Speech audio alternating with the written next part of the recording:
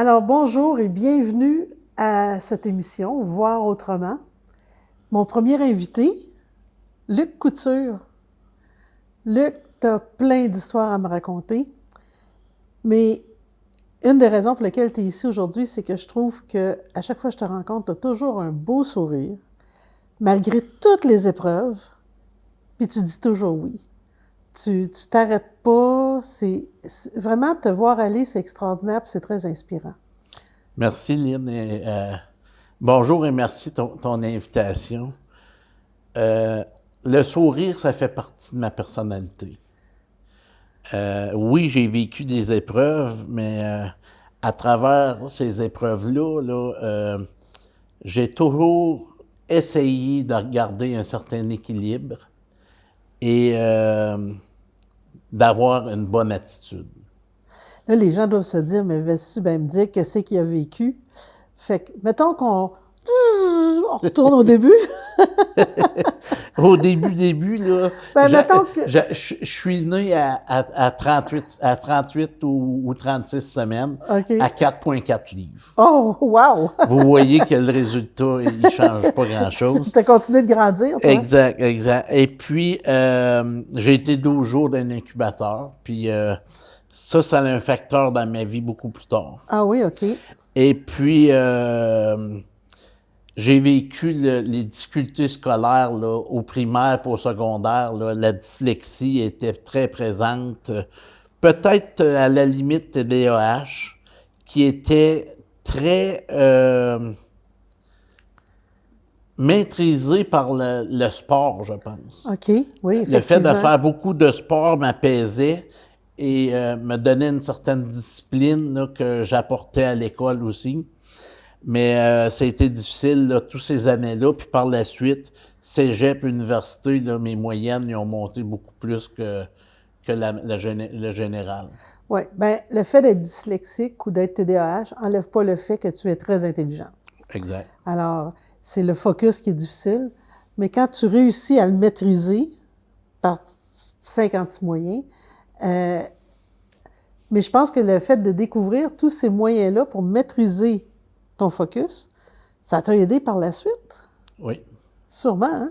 Oui, dans toutes circonstances. Là. C'est après ça, c'est une attitude à succès qui te permet de pouvoir passer au travers les autres épreuves par la suite. Fait que, alors, mettons que on pense ça à partir du moment où économiquement ça a été difficile.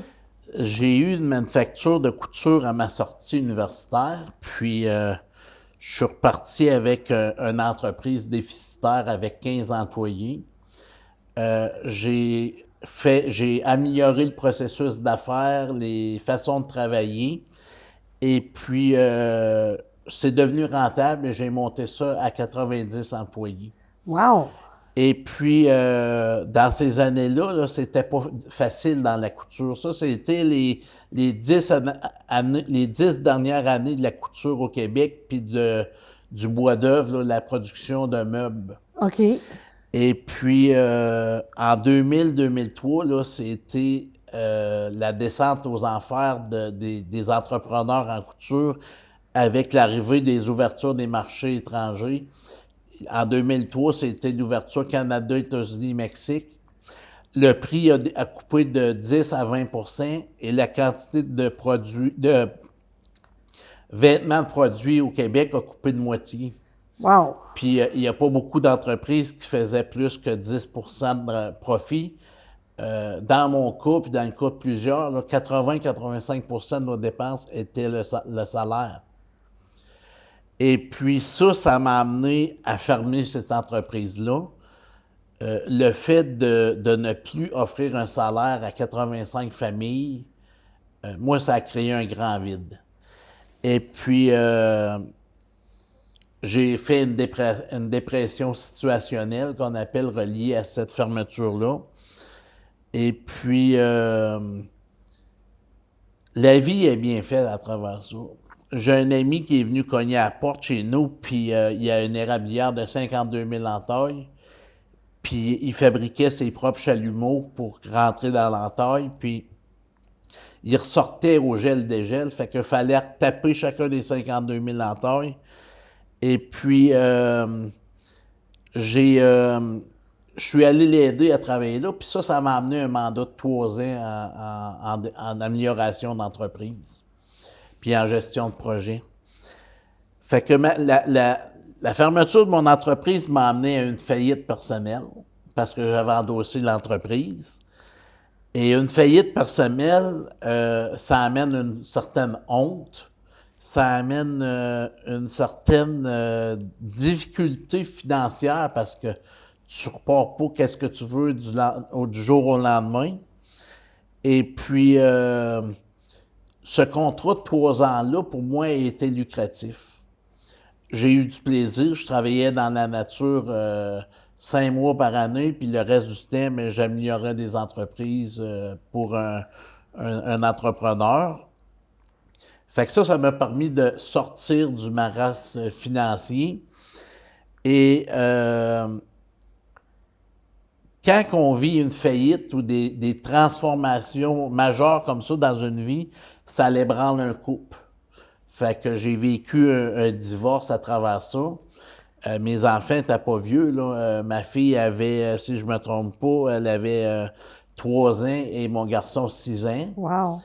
Et c'était un divorce assez facile les premiers temps, mais ça s'est complexisé vers la fin. Et puis là, j'ai développé vraiment l'attitude. J'ai un ami qui m'avait acheté une feuille avec une citation sur l'attitude. Et j'ai compris vraiment l'importance de porter une attention particulière à l'attitude. Puis ça, je l'avais déjà à la base. Être positif, travailler avec l'amour, qu'une négociation ou une entente se fasse dans l'amour, dans le respect. Fait que le cadeau de ton ami, il a été un tournant majeur dans ton affaire. Dans ma séparation et dans plusieurs événements du reste de ma vie.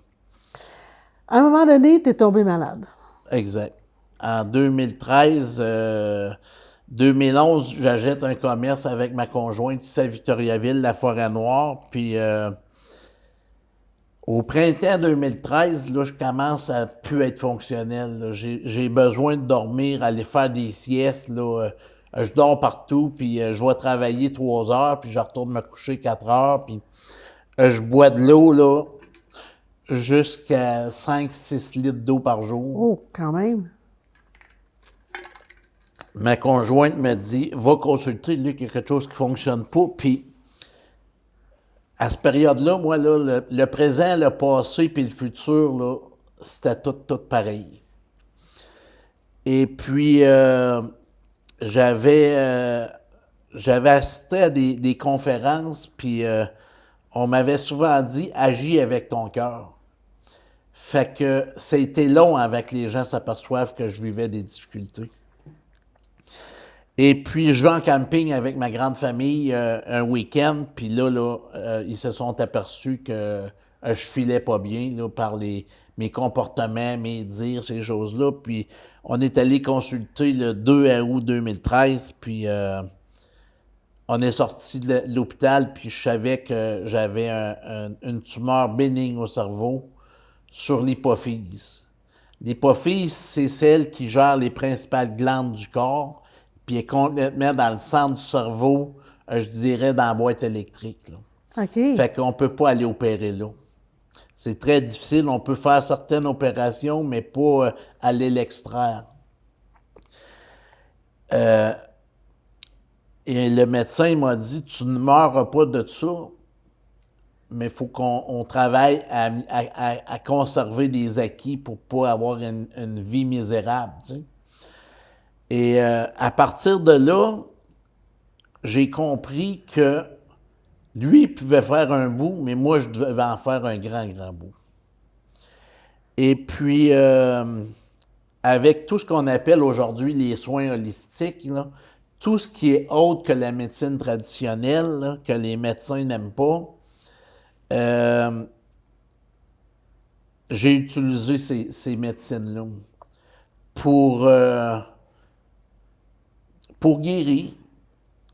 j'ai utilisé, la première chose que j'ai utilisée... Juste une petite seconde, Luc, tu dis, tu as utilisé ça pour guérir. Ouais. Juste pour, tu vas nous parler de ton chemin, mais est-ce que maintenant tu as encore cette tumeur-là? Les tumeurs sont complètement disparues Tu me niaises. et la médecine ne comprend pas pourquoi. Wow! Ouais. C'est un amalgame de plusieurs types de soins que j'ai utilisés à partir de la visualisation.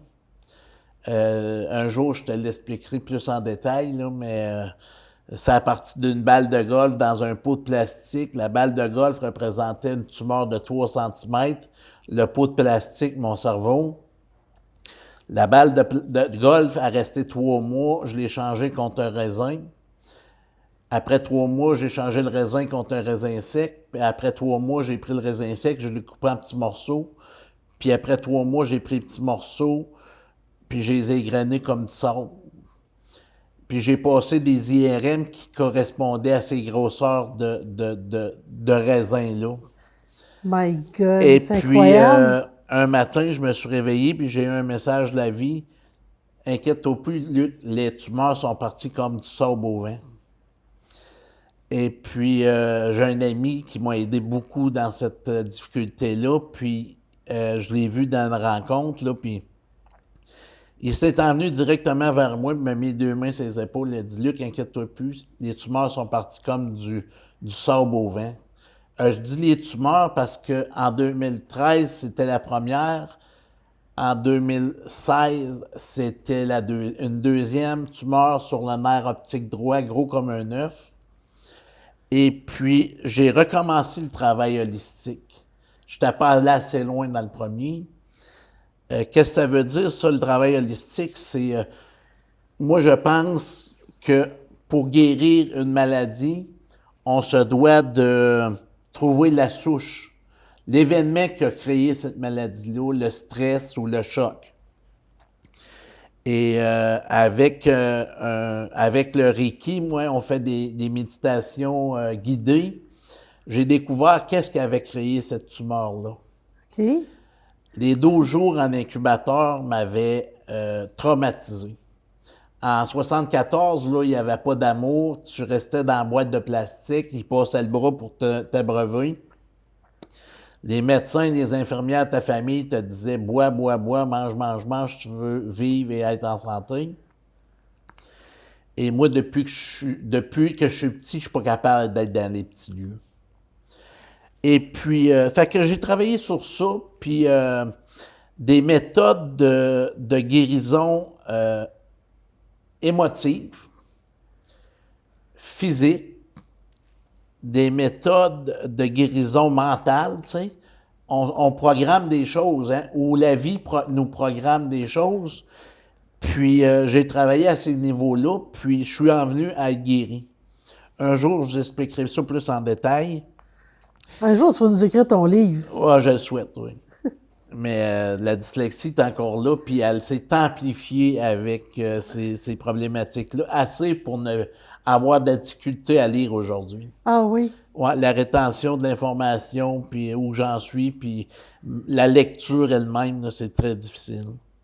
Puis je lisais une dizaine de livres par année. Là. Quand même. C'était une passion.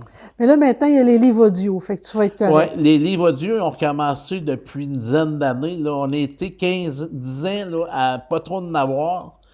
Et puis ça m'aide énormément. Chanceux à travers tout ça, j'ai une conjointe qui est restée dans ma vie à travers cette épreuve-là difficile, la maladie. La maladie, oui, j'ai eu 2 opérations au cerveau. Mais si c'était inopérable et ils ne pouvaient pas l'enlever, les opérations au cerveau, ils ont fait quoi? La première, ils ont mis un drain dans la première, comme un peu, un peu comme une seringue, mais qui reste sur le dessus du cerveau puis est plantée dans le centre de la tumeur. OK. Ils peuvent rentrer une aiguille pour tirer du liquide de la tumeur. OK. Et puis, ça allait aider, mais pas pour la faire disparaître. OK. Et la deuxième, sur le nerf optique, elle était très risquée comme opération parce que le nerf optique est relié directement au secteur de tous les sens.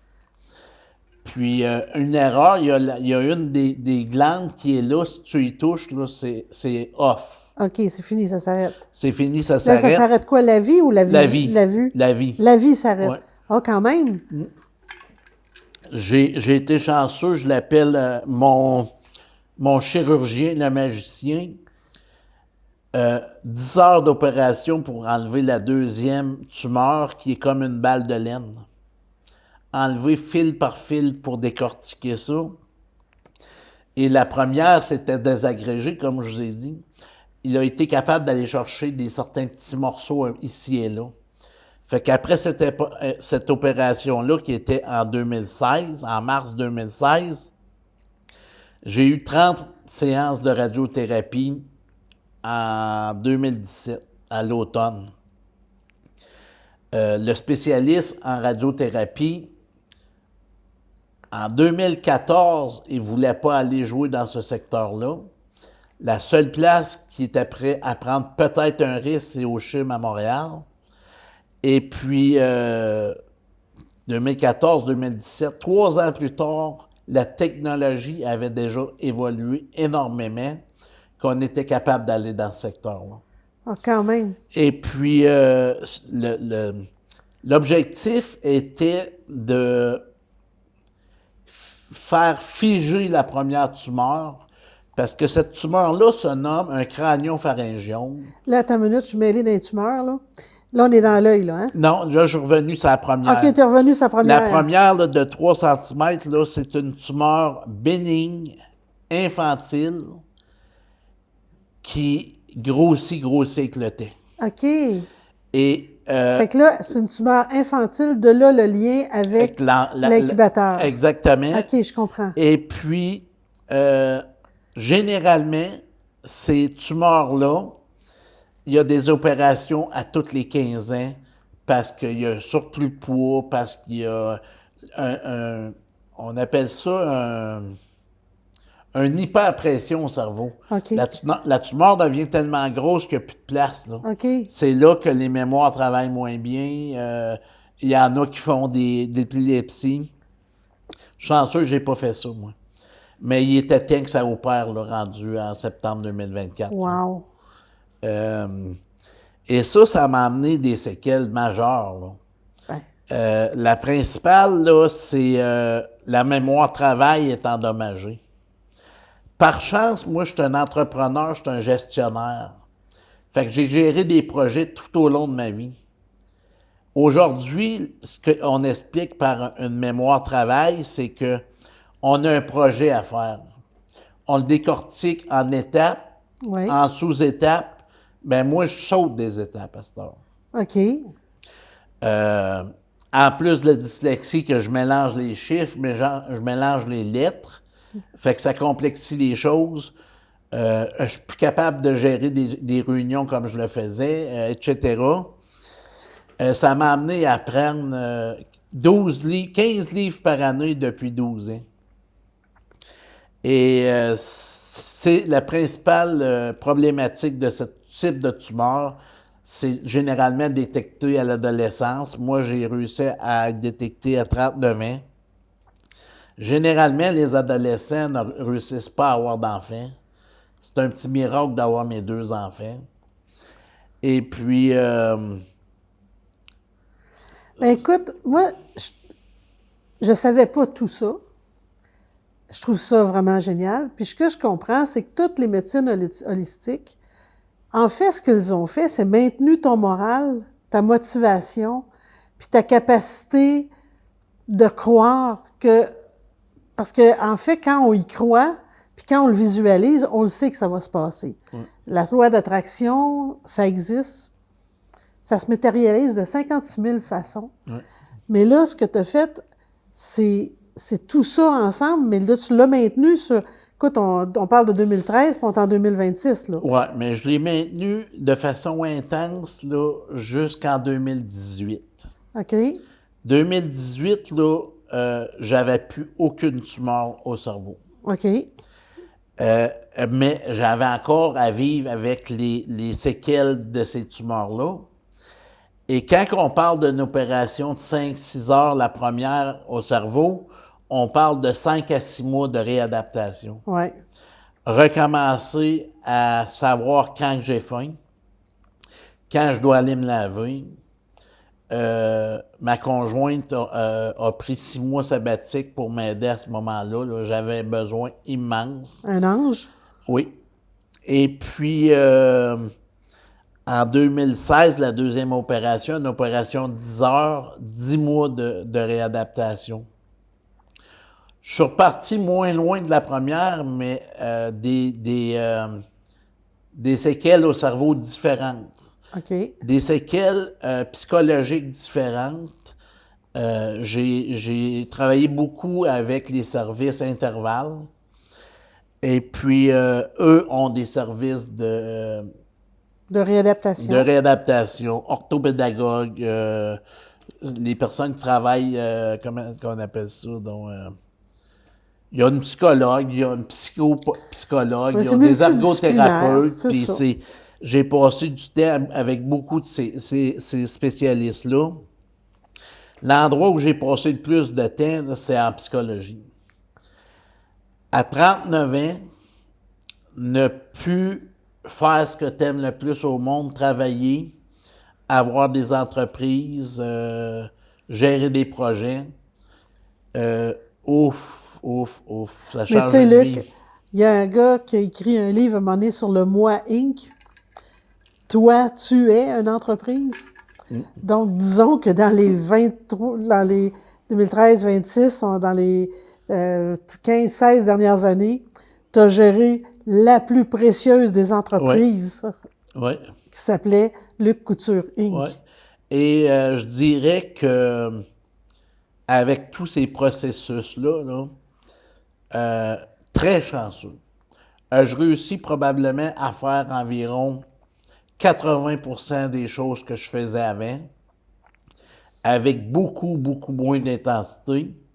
Ce que je me dis, je l'ai fait tellement intense jusqu'à 40 ans qu'à la fin de ma vie, ça va faire une bonne moyenne. Puis, C'est bon. tu sais, ça change. Comme tout le monde, mais de façon accélérée. Et puis, ça apporte toutes sortes de difficultés, là, tu sais. Il nous reste quelques minutes, 4 minutes à peu près. Dis-moi, de tout ça, c'est quoi l'appel que tu as ressorti? La leçon, La l'appel? leçon que j'ai reçue, ou le cadeau mal emballé, comme plusieurs Ouais. disent, c'est d'avoir beaucoup travaillé ma vie spirituelle, d'avoir réussi au fil de chacune de mes épreuves à développer une grande résilience, trouver les clés de la résilience pour surmonter ces épreuves-là, là, faut que tu utilises des outils.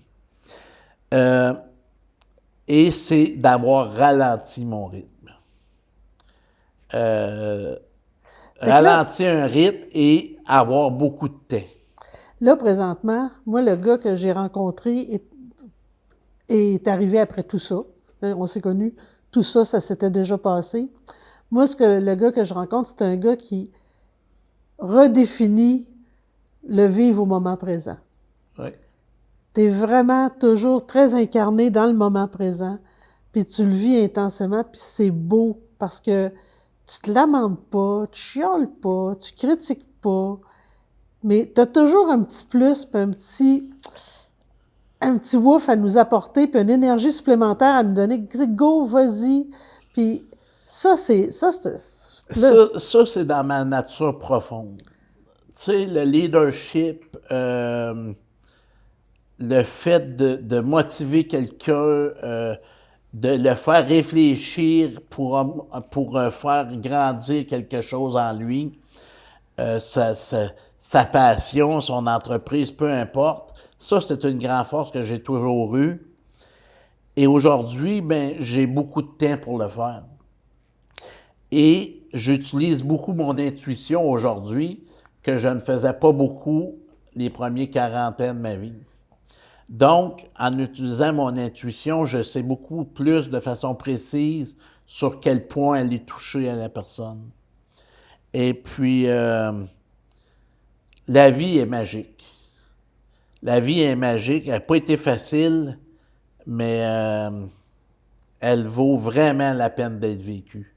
Et c'est cette soif de vivre-là qui m'a aidé à m'en sortir aussi. Bien, écoute, merci. Premièrement, je veux te dire merci pour le partage, parce que c'est pas évident de venir te raconter. C'est qu'il y a beaucoup de... C'est la première fois que je l'ai fait. C'est la première fois. Ben écoute, merci pour le privilège, vraiment. Merci pour ta confiance. Mais on a eu à se côtoyer dernièrement parce qu'on est allé avec des... T'es venu me voir en conférence, t'es venu voir Jack Canfield avec... alors, puis quand on a voyagé en auto ensemble, j'ai rencontré un gars qui était un vrai passionné de la vie, là. Oui. Un vrai. T'as beaucoup d'instructions, t'as beaucoup de connaissances. Oui. Puis, malgré tout ça, puis j'étais pas consciente, mais tu sais, tu t'es vraiment préparé pour venir reposer, t'organiser. C'est une préparation pour toi, une sortie ou une... Ah Puis- oui. Je réussis pas à me retourner sur un 10 sous comme je le faisais. Là. Tu sais, partir ma journée le matin, là, ça me prend pas loin de 2 heures. Là. Tu sais, je me suis réveillé à 6 heures pour partir à 8 heures. Là. Avant ça, je me réveillais 45 minutes, une douche, une toast, un café dans l'auto, puis aujourd'hui, je suis plus capable de faire ça. Fait que ça veut dire que ta présence, pour moi, c'est un privilège parce que tu as pris tout ce temps-là pour te préparer. Tu m'as appelé hier, tu m'as dit « Hey là, je vais être sûre que c'est correct, je vais-tu bien m'en aller, réenligne-moi. » Mais t'es formidable. T'es Merci. juste formidable. Merci T'es beaucoup. inspirant. Puis lâche pas. Je veux continuer à te côtoyer autour de cette belle ville encore longtemps. Merci. Ça sera un plaisir. Merci, Luc. Merci beaucoup. Alors, je vous dis à la prochaine pour une autre émission de Voir autrement.